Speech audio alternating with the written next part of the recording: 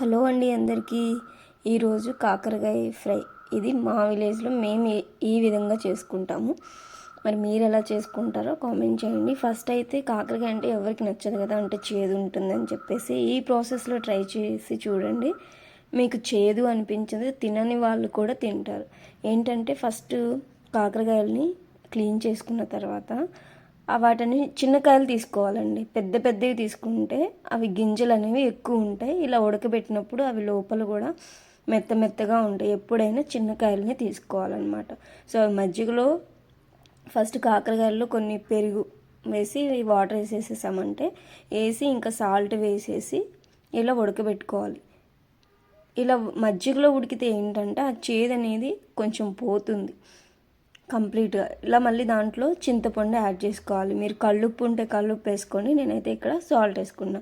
So చింతపండు వేసిన తర్వాత మధ్యలో ఇలా అంటే ఇవి అడుగంటకుండా కంప్లీట్గా అడుగంటకూడదు, మళ్ళీ మాడిపోతాయి అన్నమాట. ఈ వాటర్ అంతా ఇంకిపోయే వరకు ఉడకబెట్టుకోవాలి. పెరుగు ఇలా ఏంటంటే గడ్డలుగా ఒకవేళ మజ్జిగలాగా చేసి కూడా వేసుకోవచ్చు, అది ఆప్షనల్ అండి. సో నేనైతే పెరుగుని ఇలా వేసుకున్నాను. చింతపండు అవన్నీ వేసిన తర్వాత కూడా ఇలా బాగా ఉడుకుతున్నాయా లేదా అని మధ్యలో మనం చెక్ చేసుకోవాలి. మరీ హై ఫ్లేమ్లో పెట్టి ఉడకబెట్టకూడదు, మీడియంలోనే పెట్టి ఉడకబెట్టుకోవాలన్నమాట. చూసారా, ఇలా వాటర్ అంతా కూడా ఇంకిపోవాలి, అలానే అడుగంటకూడదు, వాటర్ ఇంకిపోవాలన్నమాట. సో ఇవన్నీ ఇట్లా ఉన్నాయి. ఇలా ఉడికిన వాటిని 1 డే ఉంచాలి. అట్లానే ఒక పూట కంపల్సరీగా ఉంచాలి. అప్పుడే అవి వాటిలో ఉన్నదంతా కూడా ఇంకిపోతుంది. ఇమీడియట్గా వండితే ఏంటంటే ఇట్లా ముద్దలాగా అవుతుంది అన్నమాట కర్రీ.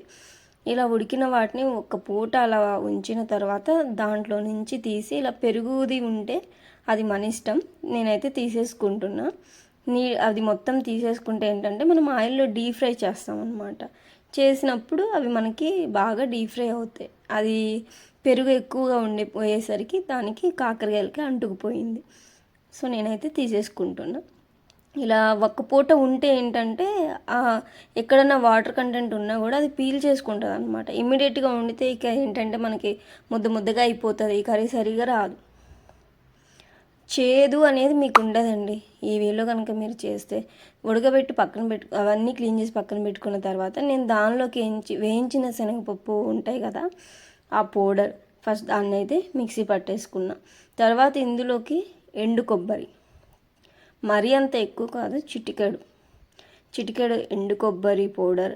ఇంకా ఇవి వేస్తే ఏంటంటే మీకు 1 వీక్ వరకు స్టోర్ అట్లానే ఉంటుంది, ఏం కాదనమాట. ఒక స్టోర్ లాగా ఉంటుంది, అట్లానే పెట్టేసుకోవచ్చు మనం. అంత బాగుంటుంది, తినని వాళ్ళు కూడా తింటారనమాట.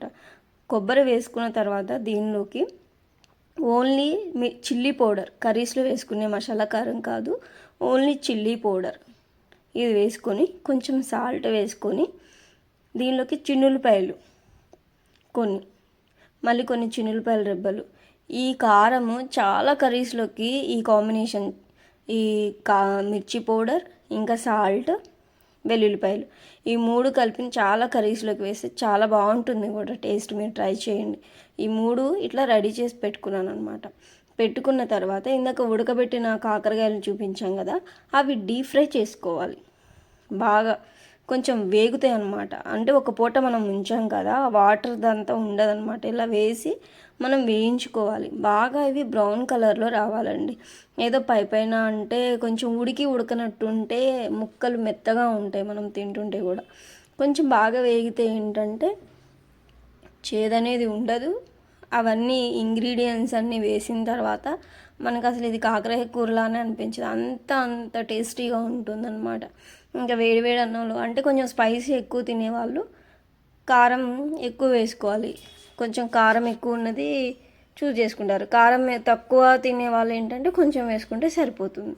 ఇలా బాగా డీప్ ఫ్రై అయిపోయినాయి కదా, ఇవి తీసి నేను పక్కన పెట్టుకోవాలి. చూడండి, ఇక్కడ బాగా వేగిపోయినాయి. ఇలా అయిన వాటిని తీసి పక్కన పెట్టి, అసలు ఎంత బాగుంటుందో. ఇలా వేయించిన వాటిని ఉట్టి కూడా తినేయచ్చు, మజ్జిగలో ఉడకబెట్టుకున్న వాటిని కూడా తినేయచ్చు అనమాట. మనకి చేదనేది తెలియదు, అంత బాగుంటాయి. సో ఇదే ఆయిల్లో నేను కొంచెం పచ్చిశనగపప్పు, ఆవాలు, జీలకర్ర, ఇంకా కరివేపాకు, ఎండుమిర్చి ఇవన్నీ వేసేసిన తర్వాత ఇక్కడ మనం ముందుగా డీప్ ఫ్రై చేసి పెట్టుకున్నాం కదా,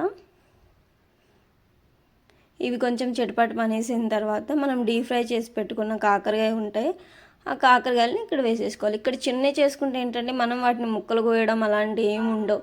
ఎప్పుడైనా కాకరకాయలు చిన్నవి బాగుంటాయి అన్నమాట. ఆ సీడ్స్ ఉన్నాయి అంతా నేనైతే చూస్ చేసుకోను, ఇలా కారం చేసుకోవాలంటే చిన్నవే బాగుంటాయి.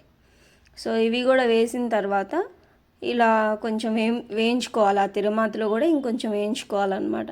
వేయించుకున్న తర్వాత ముందుగా రెడీ చేసి పెట్టుకున్న వేయించిన శనగపప్పు పౌడర్, కొబ్బరి, ఇంకా చిన్నులపాయ కారం, ఈ 3 వేసేసుకొని బాగా కలిపేసుకోవాలి. అంటే ఆ ముక్కలో బాగా కలిపేసుకోవాలి.